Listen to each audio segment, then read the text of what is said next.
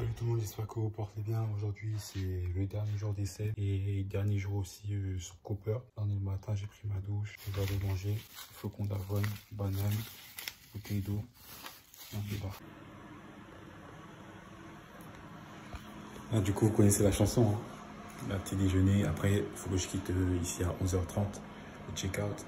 Je pense que je vais demander si je peux rester à côté là pour pouvoir travailler tout ça. Et après, bon voilà, je vais devoir travailler sur mes projets. Et après l'entraînement, j'espère que ça va être positif, hein. Bon, en tout cas, je vous tiens en jeu. Bon, du coup, j'ai laissé mes affaires là-bas, là.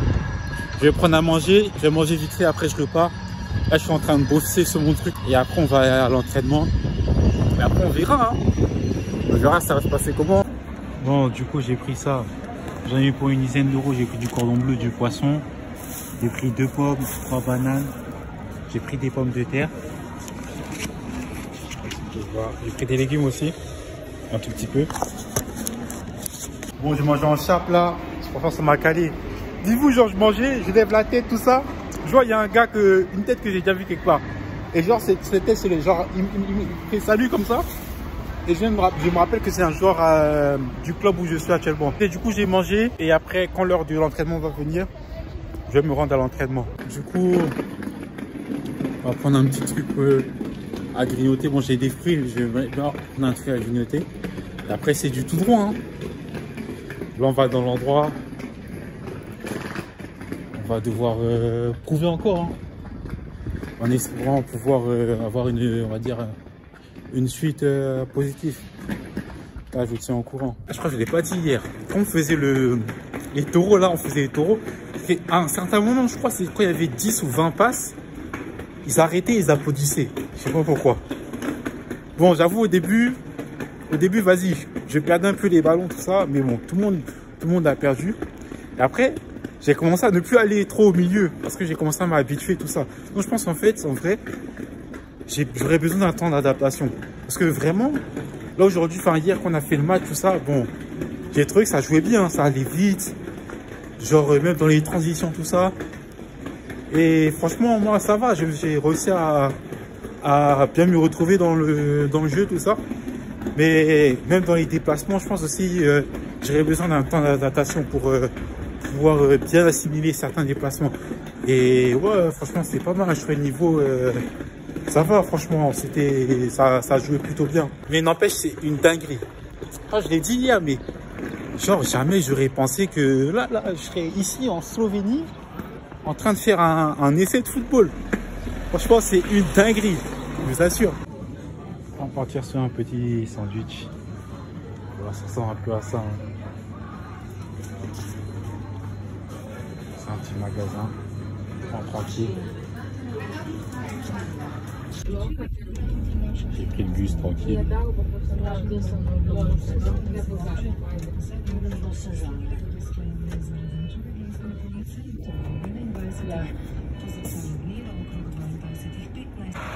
Là c'est bon, le bus il m'a déposé. On y va.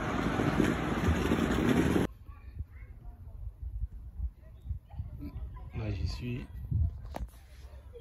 Sur le terrain. Tranquille, 1 heure avant. Ça me laisse le temps de bien me reposer.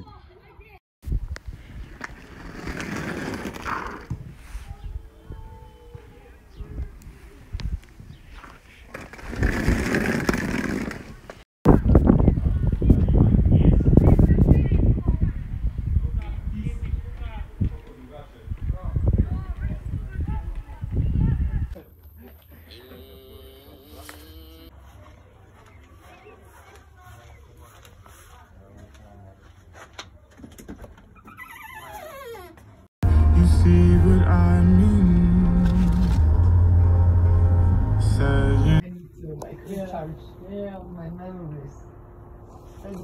Je vous ferai un récap quand je vais rentrer. Parce que là, je suis en pétard. Je suis KO. Mais du coup, là, on prend le bus. On va à Venise. Enfin, d'abord Trieste, après Venise. Après, je prends mon avion là-bas. Et je retourne en France. Déjà, les gars, première dinguerie. Le bus là. En fait, j'ai 2 flibus. J'ai pris un premier Flixbus et le Flixbus, il arrive en retard. Et j'étais à 2-3 minutes de louper. Hein, parce qu'il faisait contrôle à la frontière, tout ça là. Et ça a failli gâter. On attend de voir.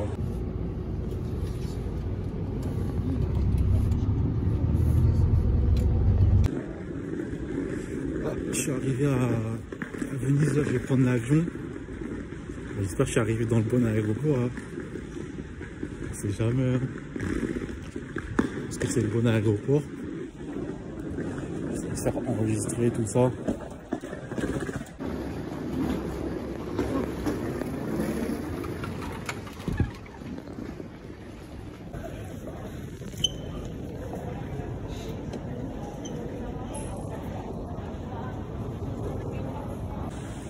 Ils ont jeté quasiment toutes mes affaires de plastique que j'avais.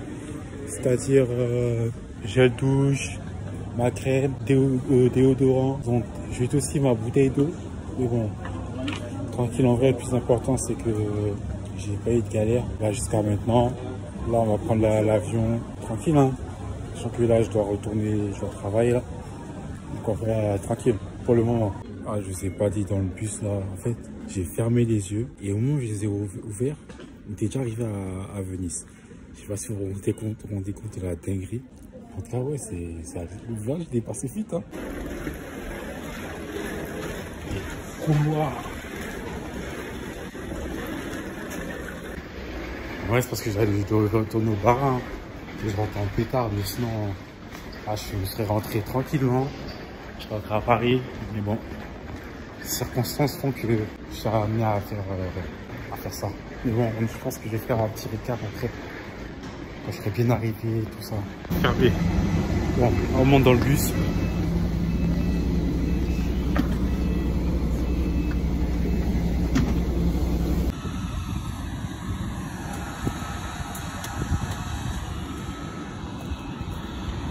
Pour monter dans le train, enfin dans l'avion plutôt. Quand il va décoller, je vais fermer les yeux. Je suis tellement KO. Bien dans l'avion. Du côté hublot. Je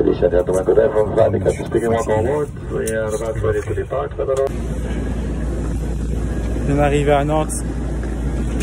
Ah, je n'ai pas fini encore. Là, je dois retourner sur Poitiers. Donc là, j'aurai un petit covoit. Tranquille, hein. Le conducteur, c'est un bon. Il m'a dit, je vais aller prendre le bus là. C'était 10 € la navette de l'aéroport jusqu'au centre-ville. Et là, il m'a dit, si tu veux, il y a le bus qui est gratuit le samedi. Prends ce bus là et tu verras, tu vas arriver, c'est gratuit tout ça. Carré. Moi, je dépense pas 10 €. Les gars, je suis à Nantes et c'est une dinguerie. Les transports aussi, le week-end, c'est gratuit. Regardez. C'est des trams, tout ça. Et ça a l'air bien desservi. Hein. Très méchant.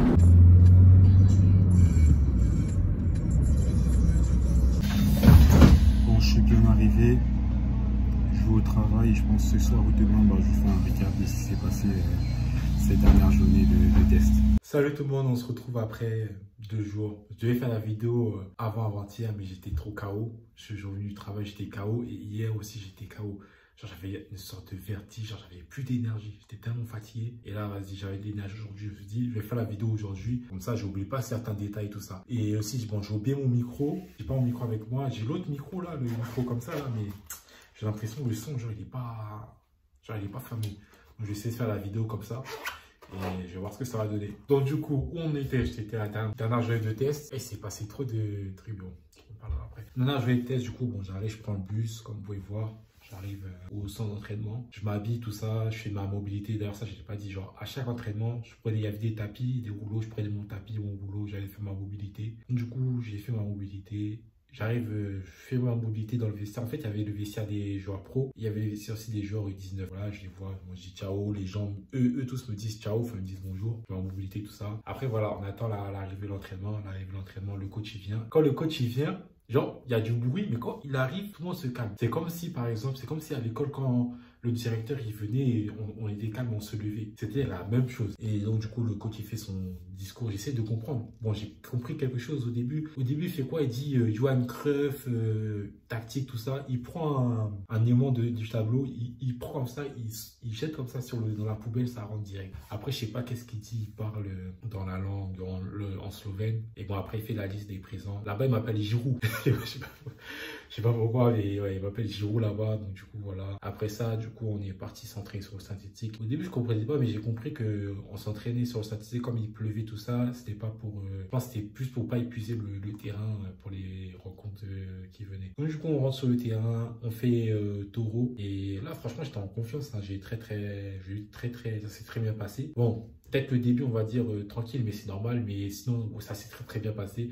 Jusqu'à un certain moment, tellement le taureau, il était. Ah, ça commençait à jouer en l'air. En vrai, ça faisait des Brésiliens. Enfin, ça faisait des Brésiliens dans le taureau. Donc voilà, et je suis pas trop allé au milieu. Et j'ai fait. Ça s'est très bien passé pour moi. Enfin, d'abord, on a couru. On a couru d'abord. On a fait des tours de terrain. Vous voyez, j'ai carrément oublié des détails. Pour ça, fallait que je fasse la vidéo le plus vite possible. On a couru. Bon, j'étais avec le joueur français. Donc voilà, tranquille. Hein. Vraiment tranquille. On parle tout ça.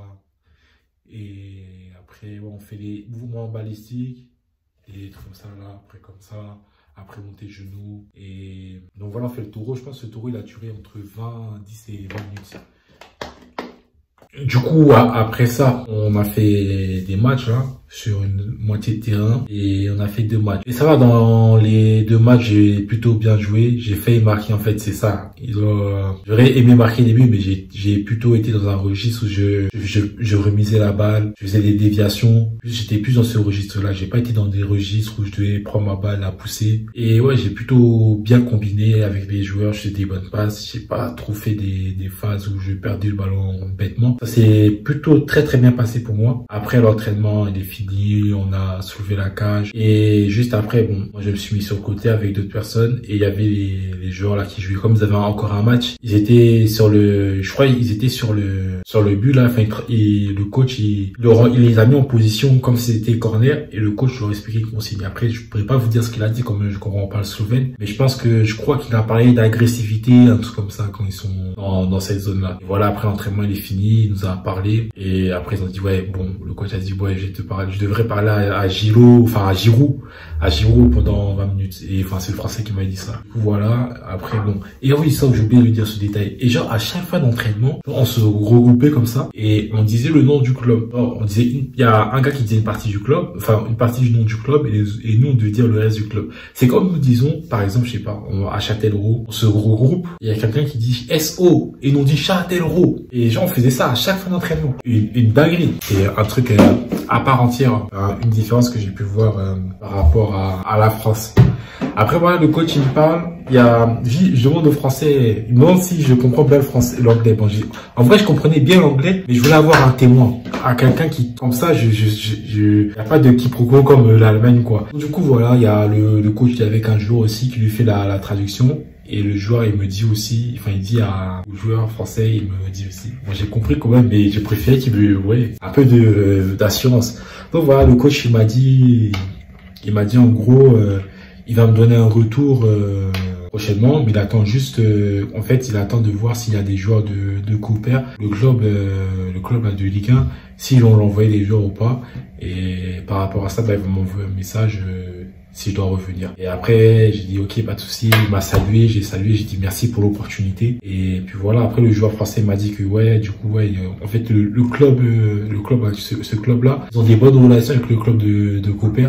Donc souvent ils envoient des joueurs comme lui ou d'autres joueurs qui sont prêtés là-bas pour avoir du temps de jeu. Donc voilà, et après je me suis lavé, on m'a déposé à la gare de Cooper, vous avez pu le voir. Après, j'ai pris mon bus, je suis arrivé à Trieste. Après, j'ai fait Trieste-Venise, mais dinguerie, hein, j'ai failli, à 2 minutes près, je loupais le le bus, hein. Je loupais le bus, je loupais l'avion et j'allais pas partir au travail. Là, franchement, j'avais eu chaud, hein. Je regardais sur le site, là, remboursement, enfin, comment faire dans cette situation de ça. Et j'avais un peu chaud. J'avais un peu chaud, mais d'un côté, je me dis, bon, bah, ça va être c'est la décision de Dieu, hein, si j'arrive pas au travail. Mais bon, voilà, j'ai pris le truc, je suis arrivé à Venise. Et à chaque fois, à chaque trajet, genre, je fermais les yeux. Genre, quand j'ouvrais les yeux, j'étais arrivé à destination. C'est un truc de fou. Genre, ça m'arrive très rarement, ce genre de situation. Du coup, voilà, j'arrive à Venise. Directement, tout droit, j'arrive à l'aéroport, comme vous avez pu le voir. Aéroport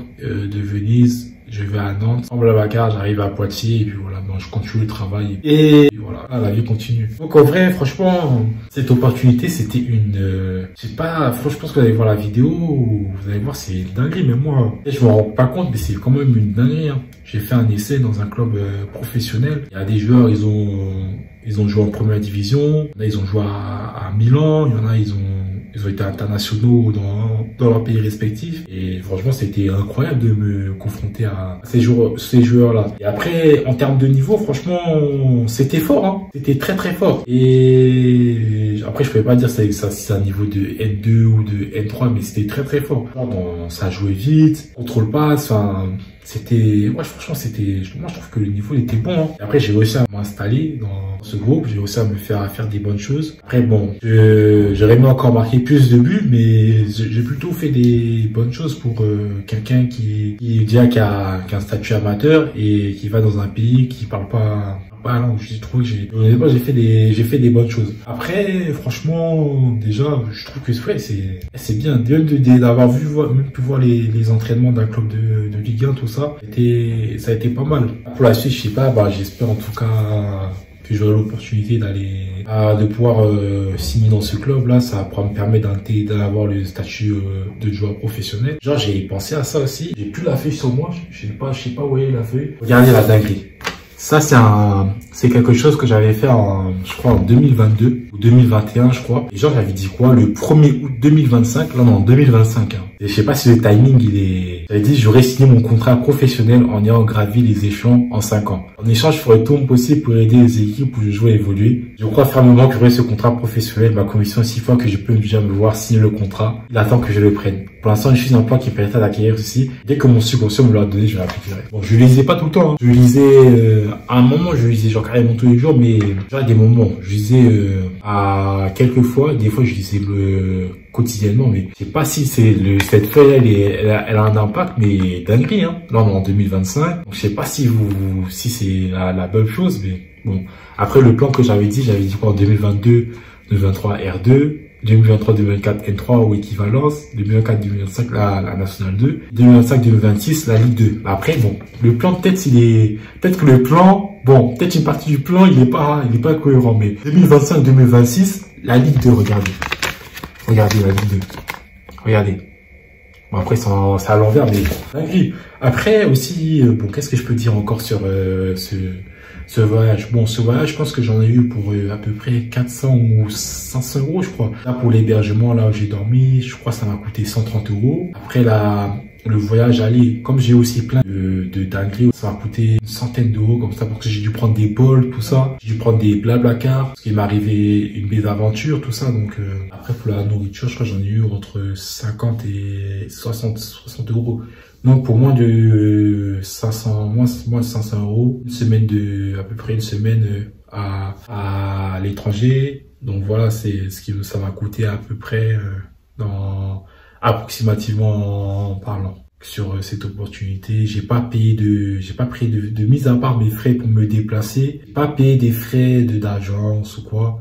Je suis allé solo. J'ai trouvé l'opportunité solo et puis voilà, ça s'est fait genre la semaine avant de partir, ça s'est fait genre le mercredi. On m'a dit le mercredi, la semaine prochaine on fait des essais. Il y a moyen de faire un essai. J'ai dû m'organiser tout ça et puis voilà. Là ça s'est fait et puis c'est bien passé pour moi honnêtement et j'ai pas été lamentable là-bas. J'espère que ça va le faire. Cette vidéo je sais pas si elle va sortir là maintenant, mais en tout cas je vous tiens à dire au courant. Il y a des gens même qui m'ont dit que ouais tu peux pas te lever genre être en R3 et aller chercher des clubs de Ligue 2 ou même de Ligue 2 à l'étranger ou de Ligue 1.